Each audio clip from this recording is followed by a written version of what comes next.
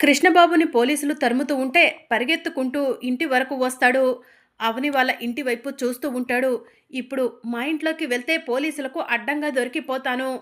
అవని వాళ్ళ ఇంట్లో దాక్కుంటే ఎవరికీ ఎలాంటి అనుమానం రాదు అని చెప్పి కృష్ణబాబు మనసులో అనుకొని అవని వాళ్ళ ఇంట్లోకి వెళ్ళి దాక్కుంటాడు. ఇక కృష్ణబాబు ఇంట్లోకి వెళ్ళటం సుజాత చూసి వెంటనే అవనికి చూపిస్తూ ఉంటుంది. ఇక అవని, సుజాత కృష్ణను అలానే చూస్తూ ఉంటారు. ఇక మరోవైపు పోలీసులు కృష్ణబాబుని వెతుక్కుంటూ వీధిలోకి వస్తారు.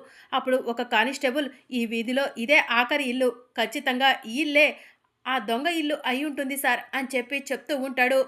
"పదండి వెళ్ళి అడుగుదాం" అని చెప్పి ఎస్ఐ, కానిస్టేబుల్స్ అందరూ కలిసి వేదవతి ఇంట్లోకి వెళ్తారు. వేదవతి కుటుంబ సభ్యులంతా కూడా బయటికి వస్తారు. "ఏంటి ఎస్ఐ గారు ఇలా వచ్చారు" అని చెప్పి ప్రసాదరావు అడుగుతూ ఉంటాడు. "కృష్ణ లోపల ఉన్నాడా" అని చెప్పి ఎస్ఐ అడుగుతూ ఉంటాడు. "మా అబ్బాయితో మీకేం పని ఎస్ఐ గారు" అని వేదవతి అంటూ ఉంటుంది. "బయటికి పిలవండి చెప్తాను. మీ అబ్బాయి దొంగతనం చేసి ఇటువైపే వచ్చాడు" అని చెప్పి ఎస్ఐ చెప్తూ ఉంటాడు. ఇక వేదవతి కుటుంబ సభ్యులంతా కూడా షాకింగ్గా చూస్తూ ఉంటారు. అవని వాళ్ళు కూడా బయటికి వచ్చి చూస్తూ ఉంటారు. "మా అబ్బాయి ఇంట్లో లేడు ఎస్ఐ గారు" అని చెప్పి వేదవతి అంటూ ఉంటుంది.